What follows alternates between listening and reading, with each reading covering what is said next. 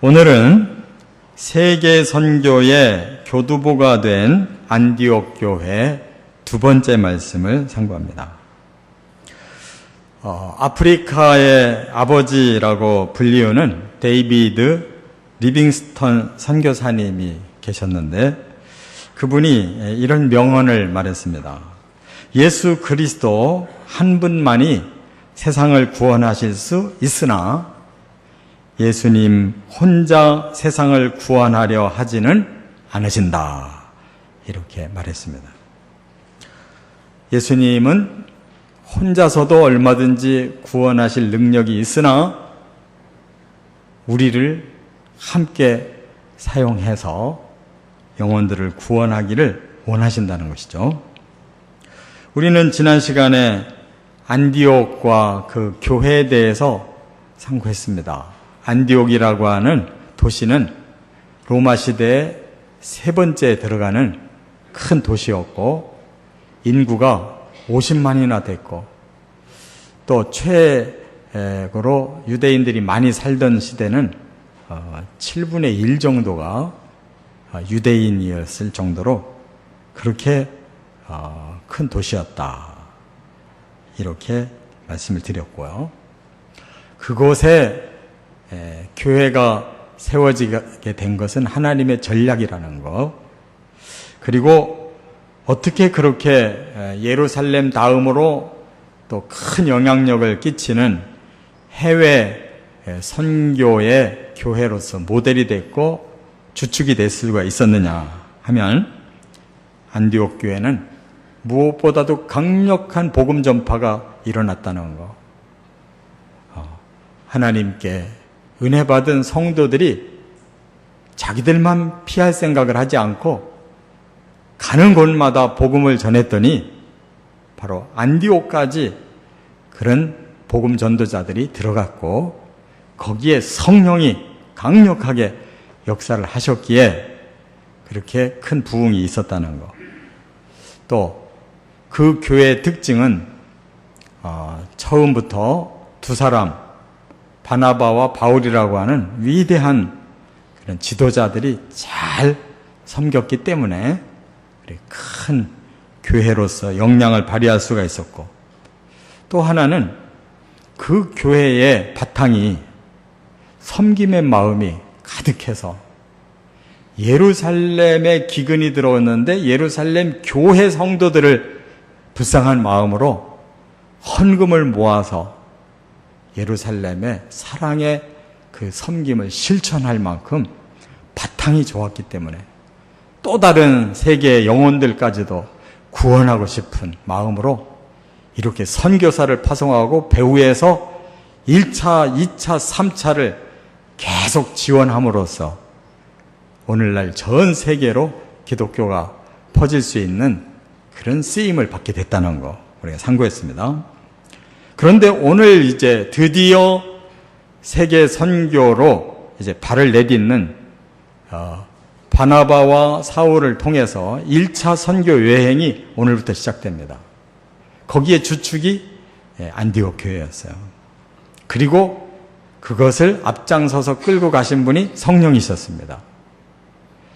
그러므로 우리가 오늘날 전도하는 그러한 원리, 또 해외에 선교하는 원리는 바로 여기에 다 포함되어 있어요. 본문은 길지 않지만 아주 중요한 성령이 친히 주도한 선교와 전도의 원리 무엇인가 우리가 꼭 깨달아야 될 말씀이고, 저와 여러분의 그 마음 중심에 꽂혀 있으면 2000년 지난 지금도 바로 이러한 전도와 선교는 그대로 성령이 끌고 가신다는 거 믿고 체험하는 시간 되시기를 바랍니다. 세 가지가 있어요. 첫째, 12장 24절부터 13장 1절에 보면 성령께서 준비시켜 놓으신 일꾼들이 있었다. 이게 중요한 거예요. 하나님은 항상 소수의 일꾼들로부터 시작하십니다. 그들이 얼마나 준비가 되어 있느냐에 따라서 그 열매의 정도가 차이가 컸어요. 먼저 13장 1절을 같이 한번 읽어보겠습니다. 안디옥 교회에 선지자들과 교사들이 있으니 곧 바나바와 니게르라 하는 시므온과 구레네 사람 루기오와 분봉왕 헤롯의 젖동생 마나엔과 및 사울이라. 네. 여기에 특별한 두 집단이 있었다고 소개를 하고 있는데 선지자들과 교사들이 있었다 그랬어요. 아니 지금 신약시대에 구약에서 많이 나오던 선지자라는 단어가 나오고 있어요. 그런데 우리가 이해해야 될 것은 우리는 지금 구약성경, 신약성경 다 가지고 있으니까 선지자가 따로 필요 없는데 그때만 해도 구약성경만 만들어져 있었고 신약성경은 없었습니다. 그래서 하나님이 직접 사람에게 계시를 주시던 시대예요. 그러므로 베드로도 계시받고 사도 바울도 계시를 받았고 뿐만 아니라 또 다른 사람들에게도 계시가 임했기 때문에 선지자들이 사용하고 있었다는 거예요. 그들은 직접 하나님 말씀을 받아서 사람들에게 선포했어요. 근데 또 다른 집단이 있어요. 교사들이 있었다고 그랬어요. 교사들은 바로 그 받은 말씀을 이제 또 잘 깨달아서 사람들에게 잘 알아듣게 가르쳐주는 그런 말씀의 지도자들이 있었다는 거예요. 마치 이렇게 분업을 하고 협동을 하듯이 하나님께 직접 말씀 받는 사람, 또 사람들에게 말씀을 전하는 사람이 나눠져 있었어요. 그렇기 때문에 안디옥 교회는 아주 강력하게 말씀이 일어나 있기 때문에 앞에 12장 24절에도 말씀이 흥왕했다. 교회가 흥왕히 부흥할 수 있는 살아있는 말씀이 있었다. 이게 중요한 줄 믿습니다. 말씀이 살아있어야 그 말씀을 듣는 심령이 살아나는 거고 거기서 영적인 폭발력이 생겨야 전도도 선교도 부흥도 하는 것입니다. 말씀이 바로 파워라는 걸 우리 깨달아야 돼요. 그런데 바로 그것이 다수에 의한 게 아니었고 소수의 지도자들에 의한 것이었고 대표적으로 그 지도자들이 지금 5명이 있었다는 거예요. 첫 번째로 바나바, 5번째로 사울 소개했는데 그 중간에 전혀 모르는 이름이 여기에 3사람이 나와요. 바나바는 이미 예루살렘에서 파송받아서 안디옥 교회가 시작됐을 때부터 지도자로 역할을 했고 사울은 바나바에 의해서 다소라는 곳에 수련하고 있는 사울이 이곳으로 초빙돼 가지고 바로 안디옥 교회에서 말씀을 가장 강력하게 가르친 또 받은 사람이 사울이에요. 이 두 사람은 말할 필요도 없이 성령께서 잘 준비시켜 놓은 일꾼들인데 바나바를 처음에 소개했고 사울을 끝으로 소개한 것은 주인공이 사울이기 때문에 그래요. 앞으로 계속 이름이 나올 사람은 뒤에다 놓습니다. 아브라함도 그렇고 이삭도 그렇고 야곱도 그렇고 이렇게 쓰임받는 사람은 오히려 족보의 뒤에다 놓아서 그 사람부터 또 시작하도록 이렇게 하고 있어요. 사울도 5번째 이름이 나와 있어도 앞으로는 그 사람이 주도할 사람이기 때문에 뒤에다 놓고 그 다음부터 사도 바울 이렇게 나가는 거예요. 그렇기 때문에 우리는 항상 이름이 앞에 쓰는 게 좋은데 성경적으로는 뒤에 쓴 사람이 좋습니다. 겸손하게 뒤에 있으면 그 다음에 그 사람의 이름이 계속 나오는 게 더 좋은 거예요. 자, 여기서 2번째, 3번째, 4번째 사람의 이름이 우리가 꼭 알아야 될 필요가 있는 사람이에요. 왜냐? 여기 보니까 시므온이라는 사람인데 앞에다 뭐라고 그랬냐면 니게르라 하는 시므온이라고 그랬어요. 이 니게르가 뭐냐? 그것은 흑인이라는 뜻이에요. 지금도 흑인을 니그로 그러잖아요. 그 어원에서 나온 거예요. 그러니까 지금 아시아 지역에 왕성한 교회가 안디옥인데 거기에 주축을 이루고 있는 사람이 아프리카 출신 지도자라는 거예요. 본래 복음을 전할 때도 그런 사람들이 전한 거예요. 아프리카에서 온 사람들이. 그 당시에는 이 아프리카 사람이든 아시아 사람이든 유럽 사람이든 별로 그렇게 그 민족주의 강하지 않았던 것 같아요. 다 로마 시대 안에서 다 서로가 잘 서로 협력하고 움직였던 것 같아요. 근데 이 사람만 흑인이 아니에요. 그 다음에 구레네 사람 루기오라고 그랬는데, 구레네가 바로 아프리카의 그 지중해 해변 중간에 있는 리비아 나라예요. 그리고 그 사람도 아프리카인데 그 중에서도 리비아 사람. 그 다음에 이제 네 번째가 분봉왕 헤롯의 젖동생 마나엔이라고 그랬어요. 이 마나엔이라는 사람은 참으로 아주 그 귀족 출신이라는 것을 여기 밝히고 있는데, 분봉왕 헤롯의 젖동생이다. 그러니까 어려서 같이 자란 형이 여기 분봉왕 헤롯인데, 이 사람이 누구냐면 헤롯 안티파스라고 하는 사람이에요. 세례 요한 목 잘라는 사람.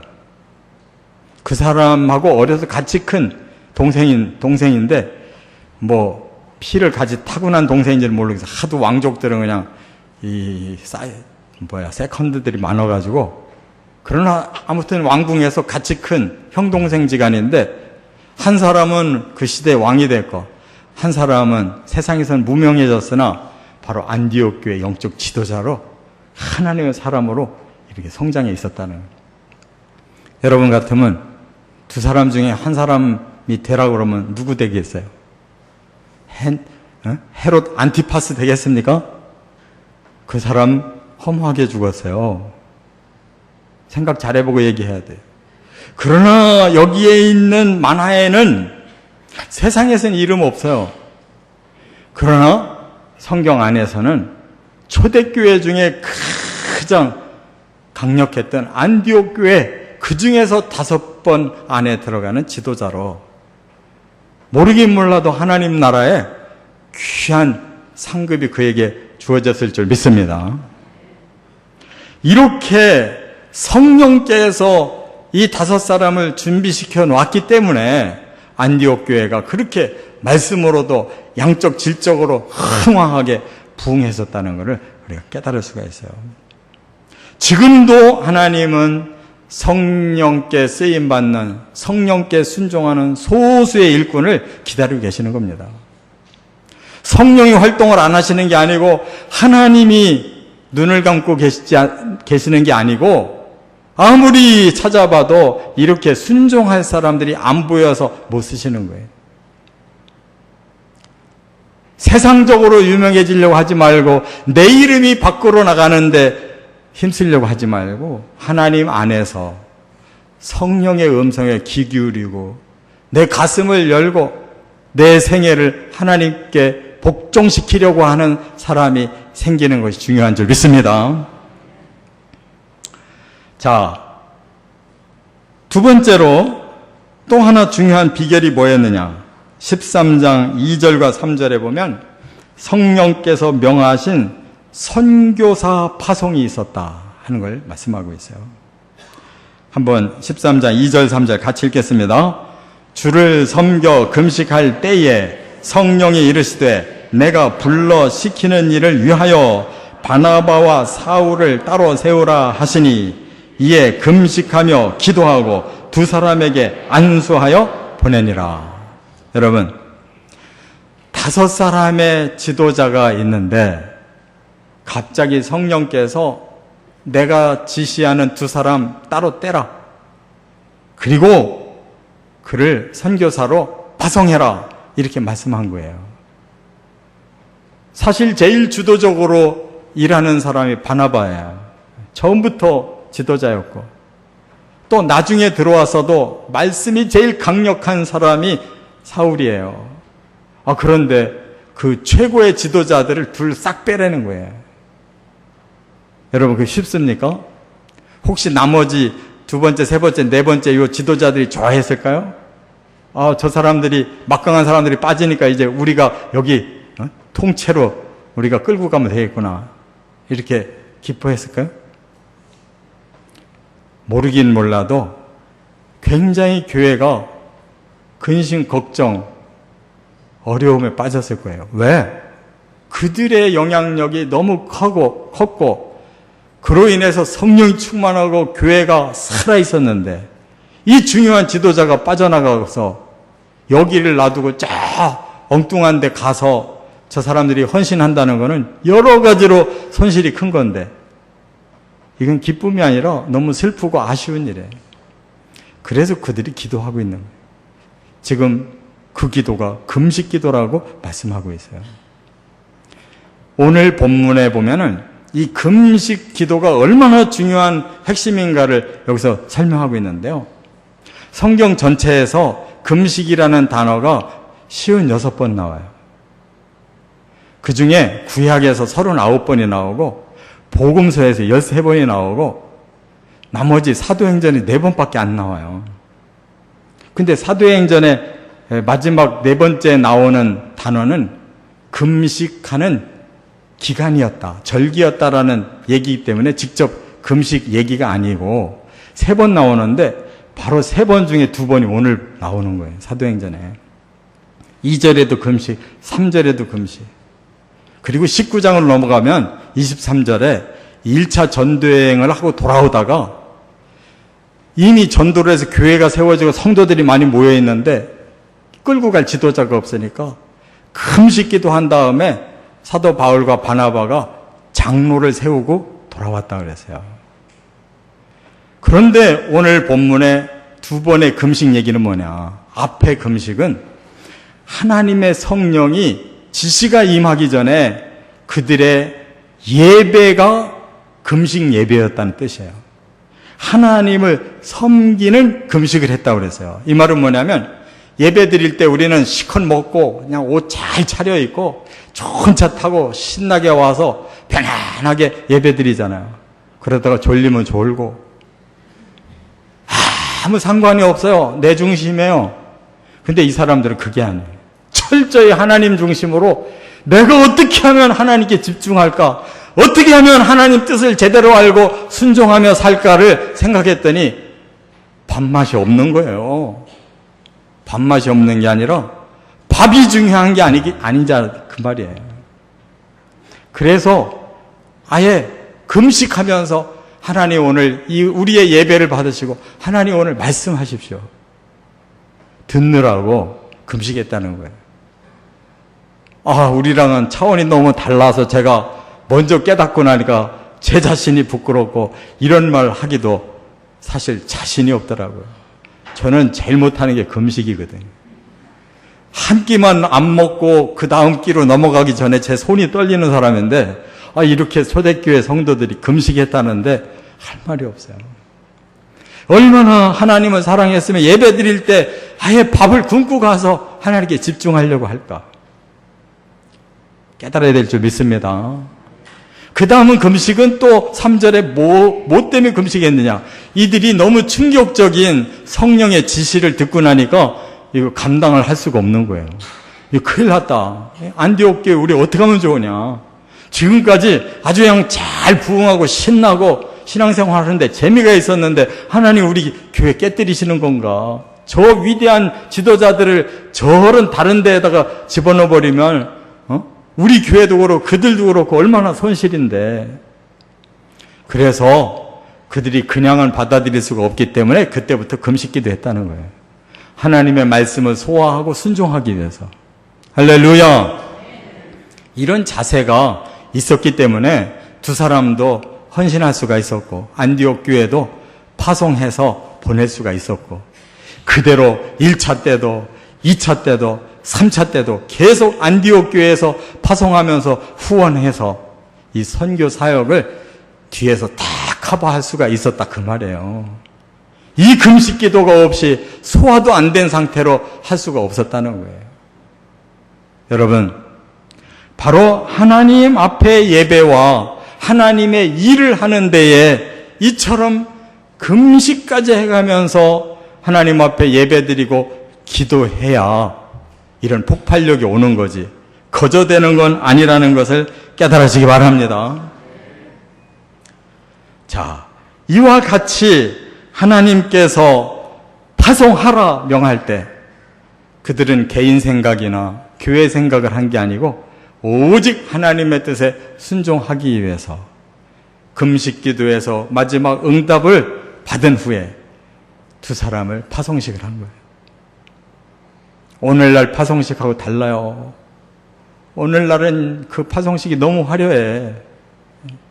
그냥 안수위원들도 딱 그냥 손을 얹어야 되고, 꽃다발도 줘야 되고, 뭐 환송할, 뭐 돈도 그냥 많이 줘야 되고 그러는데 그 시대 그런 거 없어요. 중요한 거는 성령의 지시대로 순종하는 파송 예배가 중요한 거예요. 할렐루야. 우리가 좀 형식 좀 그만, 너무 그 형식이 중요한 게 아닌데 거기에 묻혀버려가지고 성령의 역사는 하나도 없는데 사람들의 도모만 발달해가지고 가는 그런 선교 좀 그만해야 돼. 끝으로 세 번째, 13장 4절과 5절에 보면 세 번째 비결이 뭐냐? 성령께서 보내신 선교지였다는 거예요. 그들은 위대한 사도들이근데 자기들 마음대로 선교하러 간 게 아니에요. 하나님이 선교지 정해놓고 성령이 지시하는 대로 출발한 거예요.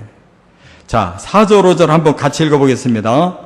두 사람이 성령의 보내심을 받아 실루기아에 내려가 거기서 배 타고 구브로에 가서 살라미에 이르러 하나님의 말씀을 유대인의 여러 회당에서 전할세 요한을 수행원으로 두었더라. 이제 지도가 필요해요. 한번 지도를 보면서 제가 설명을 드릴게요. 두 사도가 이제 성령의 보내시는 대로 출발하는데 안디옥에서 여기 줄이 두 가지가 있어요. 초록색 줄이 있고 빨간색 줄이 있는데 초록색 줄은 출발해서 가는 거, 빨간색 줄은 거기서 되돌아오는 거. 이 초록색 줄이 좀 잘 안 보여서 좀 아쉬운데 안디옥은 보이시죠? 안디옥에서 바로 밑에 실루기아라는 곳으로 옮겼다. 왜 그랬을까요? 거기가 항구예요. 배 타는 데예요.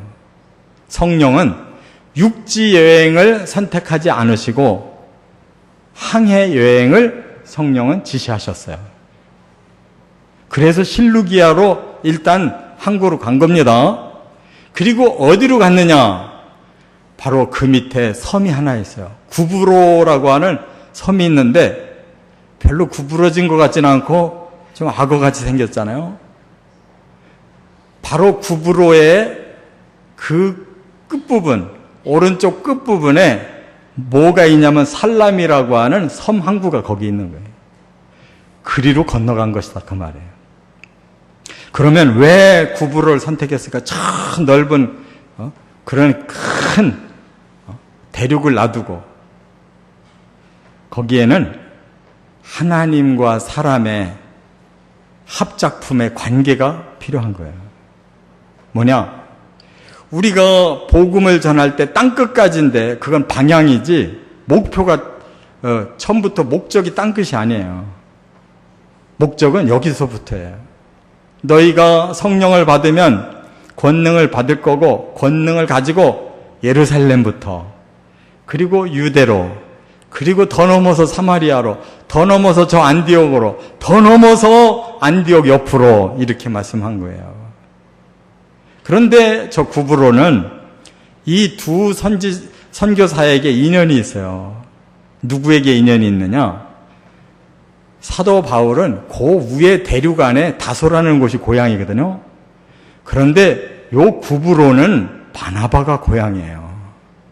일단은 바나바가 먼저 자기 고향을 복음화시키는데 쓰임받은 거예요.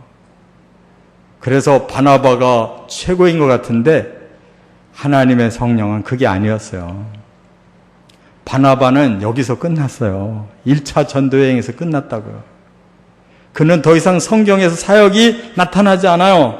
그러나 사도 바울은 계속 2차도 3차도 로마 여행까지도 계속 사도 바울이 28장까지 다 주도하고 있어요. 그렇기 때문에 사도 바울이 살고 있는 고향부터 먼저 갈 일이 아니고 사역을 끝내는 바나바부터 먼저 고향으로 돌아서 가게 되는 거예요. 깨달으시 바랍니다. 항상 하나님의 방법은 먼저가 좋은 게 아니고 끝이 좋은 거예요. 겸손하게 사도 바울처럼 아무 소리 안 하고 뒤따라가는 것 같았어도 결국은 그가 주도하고 선교 여행은 그가 마무리 진 사람이에요. 깨달으시 바랍니다. 여기서 또 하나 깨달아야 될 것은 전도는 관계 전도해야 된다는 거예요. 무작정 돌아다니는 게 아니라 관계된 곳으로부터 가서 복음을 전하는 거예요. 바나바가 바로 여기 출신이고, 그래서 살라미에서 배가 도착해가지고 벌써 지도는 사라져버렸네요. 쭉 내륙으로 건너가면 저 끝에 또 하나 도시 이름이 나오는데 뭘까요? 모르시겠어요? 따라서 바보. 제가 여러분들에게 바보라고 하는 게 아니고 저 도시 이름이 바보예요. 섬 내륙을 관통해서 저 바보, 거기가 중심 도시예요. 거기까지 전도를 완료했다고 말해요. 그리고 또 다른 대륙으로, 이제 아시아 본 대륙으로 들어간 것이 바로 아탈리아라는 곳이에요. 이탈리아라는 곳이에요. 깨달으시 바랍니다. 하나님의 성령께 순종하고 우리의 상황을 따라서 최선을 다해 우리가 할 수 있는 사람들을 찾아야 되는 거예요. 그리고 살라미에서 전도의 방법을 소개했는데 뭐라고 그랬냐? 안식일 날 유대인들의 회당을 찾아가서 복음을 전했다는 거예요. 왜 그렇습니까? 유대인들이 자기들이 또 유대인들 출신이었기 때문에 가장 복음 전하기가 좋아요. 그런데 유대인들에게는 특징이 뭐냐? 메시아를 기다리는 사람들이에요. 그래서 다른 소리 할 필요가 없고 우리가 메시아를 만났다. 성경에 예언한 그 메시아가 바로 예수 그리스도셨다라고 증거해서 마음문 열리면 그대로 그들은 구원받는 거예요. 여러분, 오늘날도 우리가 복음을 전하는데 복음의 내용은 영원히 변하지 않고 복음을 전해야 될 땅도 영원히 변하지 않지만 방법은 지금도 변화하고 있어요. 어떻게? 사람들의 필요에 따라서 복음 전하는 방법이 달라지는 거예요. 유대인들에게는 메시아만 전하면 돼요. 그러나 다른 곳에서는 치유 사역도 일어나고 기적도 일어나고 이렇게 갖가지의 방법으로 그 시대의 사람들의 필요를 채워주면서 복음을 전했어요. 우리나라에도 선교 초기에는 병원도 지어주고 학교도 지어줘 가면서 그게 제일 필요했기 때문에, 그러나 그 다음에는 치유 사역도 축복 사역도 일어날 때 많은 부흥이 일어났어요. 그러나 반대급부로 80년대부터는 성경 공부 제자 훈련을 통해서 많은 사람들이 구원받았어요.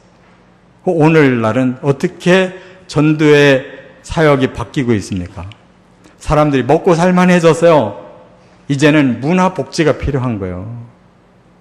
먹는 건 해결이 됐는데 마음에 안정이 안 되고 삶의 의미를 모르는 사람들이 너무 많아요.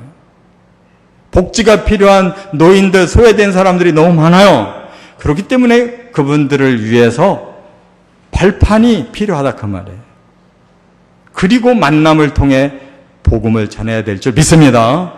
이처럼 우리가 복음에 대해서 제대로 하나님이 뭘 원하시는지, 사람들의 필요가 무엇인지를 알고 매치를 시켜야 아름다운 결과를 맺을 수 있다는 것을 깨닫습니다. 이제 말씀 정리할게요.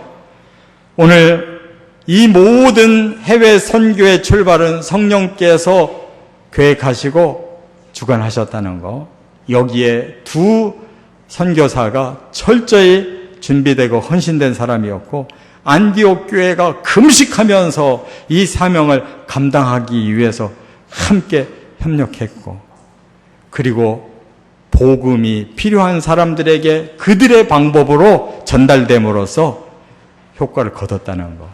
오늘 우리들에게도 똑같은 이러한 전도의 방법이 필요함을 깨닫고, 우리들의 삶 속에 마음에 꽂히는 사람들, 그 영혼이 우리의 마음에서 잊혀지지 않는 그 사람들을 찾아내서 그들의 필요를 채워주며 이 복음의 승리자들이 되시기를 주의 이름으로 축원합니다.